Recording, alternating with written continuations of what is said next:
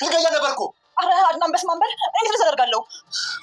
ማስመሰል ሰምነሽ ይህ ማስመሰልሽ በዚህ ደረጃ ለወይነት ያሳያል ብዬ አስደረክ ነበር። ቆሻሻ ውጪ አጥይ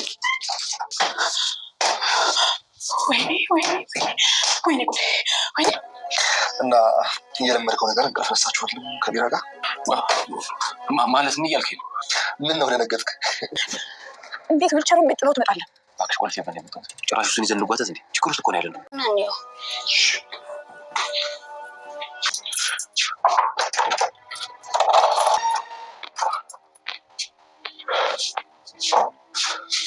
ሮቤልስ በስተመጨረሻም ቢሆን እውነታውን በገዛ ይናገራል። ሮቤል መራመድ ይችላል ማለት ነው። እስከዛሬ ሲጫወትብኝ ነበር ማለት ነው። አሁን በጣም ደስ ብሎኛል። ዘግይቶም ቢሆን እውነታው ሊደርስ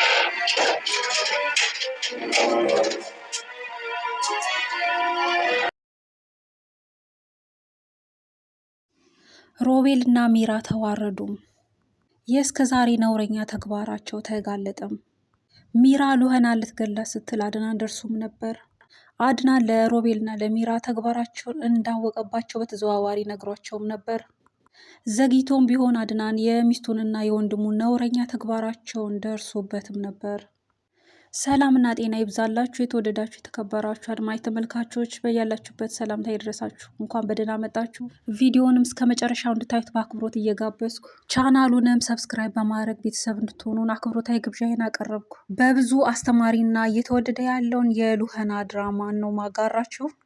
በዚህ ክፍል እንደተመለከትነው ሚራና ሮቤል የበፊቱ ተግባራቸው አልበቃ ብሏቸው እንግዲህ የሉህናን እህት ሳራን እንደገደሉ ተባብረው የምናስታውሰው ነው። ያ አልበቃ ብሏቸው እንደገና ሉህናን እራሷንም ለመግደል ተመሳጥረው ሮቤል ባደረገው ግፊት ሚራም እንደፈለገች እንደ ልቧ ለማመንዘር ለመፈንጨት ስላልተመቻት በተደጋጋሚ ለሮቤል ሉህናን አስወግዳት ስትል ትማጸነው ነበር። እሱ ግን የባለፈው ስህተት ሳያንሰን እንዴት ደግመን ስህተት እንሰራለን? ይህ መፍትሄ አይሆንም ሲል ደጋግሞ እየመለሰላት ነበር። ነገር ግን ሚራ ጉትገታ እጅግ ስለበዛበት እንግዲያውስ አንቺ ራስሽ ግደያት፣ እኔ ባለፈው ገድያለሁ፣ አሁን ያንቺ ተራ ነው በሚል እንግዲህ እሷ እንድትገድል ድፍረት ሆኗትም ነበር። ስትፈራ ስትጀር እንግዲህ በመጨረሻም እሺ ስትል በዚህ ሀሳብ ተስማምታ ነበር። እናም ምሽትን ተገና አድርጋ ሉህና ክፍል ገብታ በትራስ አፍናት ልትገላት ባለው ሂደት ላይ እንግዲህ አድናን ደርሶ ነበር። አድናን እዛው በሳሎን ስለተኛ እንግዲህ ሰምቶ ደርሶም አስጥሏት ነበር። ሚራንም እጅግ በመቆጣት በመምታትም በኃይል በማስፈራራትም እንድትሄድ ከዛ ጋር አድርጎም ነበር። እንዲሁም ደግሞ ሉህናን በመትረፏም እጅግ ደስ እንዳለውና ለራሱ ሲል እንዳተረፋትም በእርግጥም ደግሞ በሆነውም ነገር እንዳዘነም እያጽናናትም ነበር። ሉህናም እንግዲህ አድናን ስላተረፋት እጅግ እያመሰገነችው እዛውም እንግዲህ ፍቅራቸውንም እየተገላለጹም ነበር። ነገር ግን በተቃራኒው ሚራ ሮቤል ያለበት በመሄድ የሆነውን የተፈጠረውን ሁሉ ነግራውም ነበር። እጅግም ፈርታ ነበር። ምክንያቱም ከባድ ወንጀል እየፈጸመች ነው አድናን የደረሰባት። ይህንን ወንጀል ደግሞ በምንስ ብታስተባበር ሊያምናት ይችል ይሆን? ምንም የማያምናት ጉዳይ ስለሆነ እንግዲህ ከባድ ደረጃ እንደደረሰ እየነገረችውም ነበር። ሮቤልም ደፋር ከመሆኑ የተነሳ የሆነው ሆኗል። እንግዲህ መውጫውን እናመቻች፣ ብልህ ሁኚ፣ ለደረሰው ነገር አትጨነቂ፣ እንዴት መውጣት እንዳለብን ብቻ አስቢ እያለ እያጽናናትም እንግዲህ እዛ ሆነው ለማውራት ለመንቀሳቀስ የሚፈልጉትን ነገር ለመነጋገርም ስላልተመቻቸው ወተን እንነጋገር ሲል እንግዲህ ያለ ወትሮ ክራንቹን እንግዲህ በእግሩ መሄድ እንደማይችል ነው ወንድሙ የሚያውቀው። ስለሆነም እንግዲህ ሳያየው ዊልቸሩን በክፍል አስቀምጦ ቆልፎበት ነበርና የሄደው። እናም አቻኩሎ ሚራን ጠርቷት ምን ማድረግ እንዳለባቸው ሲወያዩም ነበር። ሚራ ግን እንግዲህ ለሆነው ነገር እጅጉን አብዝታ ብትጨነቅም እንደገና ደግሞ ሌላ ጭንቀት የሆነባት የሮቤል ዊልቸሩን በቤትቶ መውጣት ነበርና ለዛም እየተቆጣችው ለምንስ ይህን አደረግ? ይህንንስ እንዴት ነው የምንወጣው? እንዴትስ ቤት እገባለሁ ቢያይህስ? እያለች በጣም ፈርታ ነበር። የፈራችውም አልቀረም። እንግዲህ አድናን ያው ሮቤልንም እንዲሁም ሚስቱንም ሚራን ሲፈልጋቸው በክፍል አጣቸው። የት ሄዱ ሲል እንግዲህ ሲደዋውልም ነበር፣ ስልኩም አልሰራለትም ነበር። በስተመጨረሻም ያው ስልኩ ሰርቶለት ሲጠይቃትም ነበር። ሚራም ያው ውሸቷ አያልቅምና በጣም በውሸት እየተካነች ልክ እንደ ሮቤልም በጣም አስመሳይ ስለሆነች እናም ሐኪም ቤት ለቼካፕ እንደሄደች ስትነግረው አድናን አምኗት ነበር። ነገር ግን ስማርት የሆነችው ሉህና እንዴት በዚህ ልክ ልታምናት ትችላለህ ብላ ስትናደድበትም ነበር። ምክንያቱም እያንዳንዱን ነገሯን በማመኑ ነው ይህ ሁሉ የሆነበት። አዙሮ የማሰብ እንዲህ ሊሆን ይችላል ብሎ በቃ ነገሮችን አዙሮ የማገናዘብ ነገር የለበትም። ከየዋህነቱ የተነሳ በማመኑ ነው እንግዲህ ሚስቱም ወንድሙም በዚህ ልክ የበደሉት።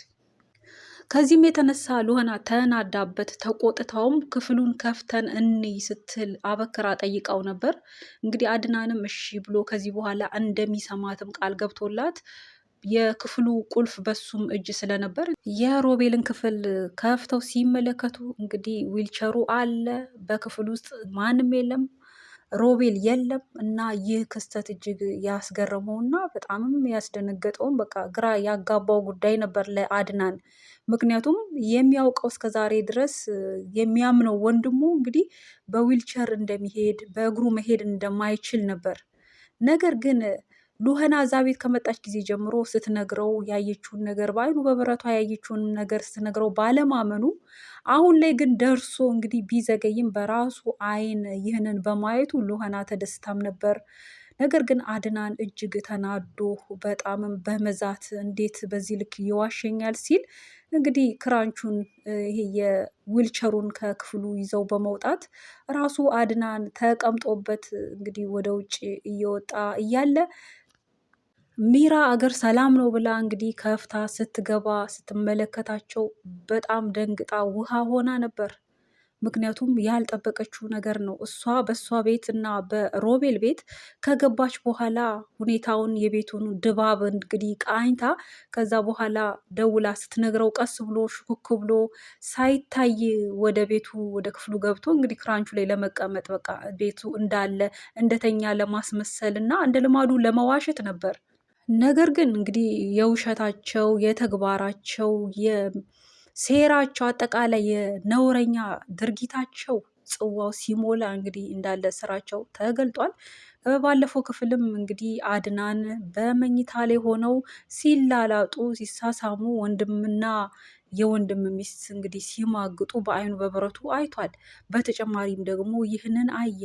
እናም እንደገና ደግሞ በተጨማሪም ሚስቱ ሚራ ሳራን ልትገላት ስትልም ደረሰ። እንግዲህ በጣም የተደራረበ ከባድ ወንጀል ነው ሲያደርጉ እያየ ያለው እና እንግዲህ ቢቆይም ስራቸው ሁሉ ግልጥልጥ ብሎ ለአድናን ታይቷል። ከዚህ በኋላ ወንድሙንም ቢሆን ሚስቱንም ቢሆን አያቀርባቸውም፣ አያምናቸውም። እንግዲህ አሁን በቀጣይ ስለ ሳራ ስለ ሉህና እህት ሳራ ለማወቅ እንግዲህ ምን ማድረግ እንዳለባቸው በዛ ዙሪያ ነው እንግዲህ የሚሰሩት። እናም ደግሞ ኦልሬዲ አድናን እንግዲህ ከሚራ ጋር ያለውን ግንኙነት ማለትም ሚስት ናት። አሁን ግን እንደ ሚስት አያያትም። ኦልሬዲ ያው ፍቺ የወረቀት መቅደድ ምናምን ባያረጉም ከልቡ እንግዲህ ቀዶ አውጥቷታል ማለት ነው። ምክንያቱም ይህ ከባድ ነውር ነው የሰራችው። እነሱ ግን አላወቁም። በዚህ ልክ አድናን ምን ሆኖ ነው እንደዚህ የተቀያየረብን አይቶን ይሆን የሚል ስጋት ነው እንጂ ያላቸው እንዳያቸው እነሱ አላወቁም። ግን እንዳያቸው የሚያደርግ ነገር በተዘዋዋሪ ያው በአሽሙር ሲነግራቸውም ነበር። እነሱ ግን እንዳልገባቸው አድርገው አሁንም ቢሆን በውጭ ሆነው ሲመካከሩ እንደነበረው ምንም እንዳላወቀ ወይ ደግሞ እንዳልገባው ሰው ሆነን እስከ መጨረሻው እንፋለማለን እንጂ እጅ አንሰጥም እያለ ነበር ሮቤል። በምን አይነት ሁኔታ ሊፋለም ይችል ይሆን ከዚህ በኋላ? እንግዲህ እሱ እንዳሰበው መጀመሪያ ያው የአድናንን ሚስት ሲማግጥ ነበር፣ አድናንን ለመጉዳት ማለት ነው፣ ወንድሙን ለመጉዳት ለመበቀል ብሎ። ቀጥሎ ደግሞ አድናን ወንድሙ ሉህናን መውደዱንና ማፍቀሩን ሲያውቅ ደግሞ ወደ ሉህና ዞሮ አድናን ሳይቀድመኝ ቀድሜ የእሷን እፍታዋን በቃ ከሱ ቀድሜ ከእሷ ጋር መተኛትና በቃ መማገጥ አለብኝ በቃ እሱን ለመበቀል ወንድሜን ለመበቀል በሚል እንግዲህ ወደ ሉህና ሲዞር ነገር ግን ቀድሞ ይሄንንም ነገር ሳያከናውን ተግባሩን ሳይፈጽም ድርጊቱ ያው ገዛ ሚስቱ ጋር የሚያደርገው ነገር ተጋልጦበታል።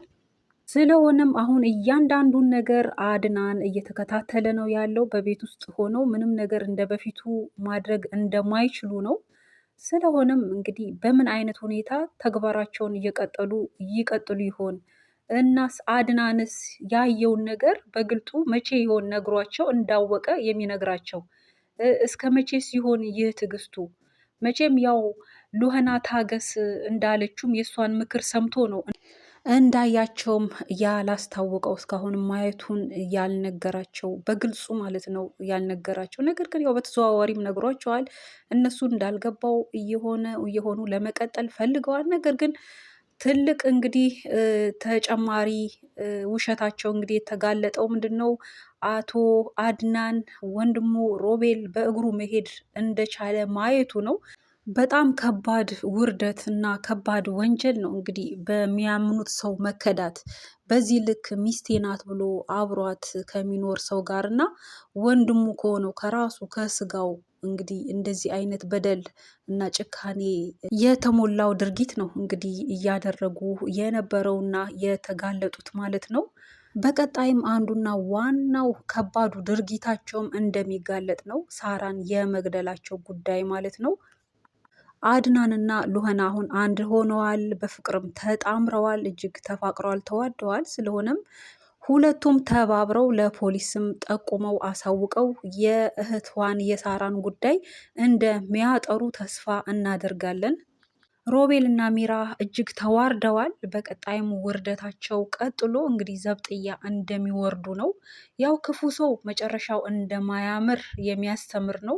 ከክፋት ምንም አይገኝም። ያውም ደግሞ ሰውን በመግደል እንግዲህ በነፃነት ደረትን ነፍቶ መኖር እንደማይቻል እውነት ቢደበቅም እንደሚገለጥ የሚያስተምር ድራማ ነው። እንግዲህ በዚህ ድራማ ላይ የእናንተንም ሀሳብ አስተያየት በኮሜንት እንድታስቀምጡልን ስል እየጠየቅኩ ለዛሬ ያዘጋጀሁትን ቪዲዮ በዚህ አበቃው።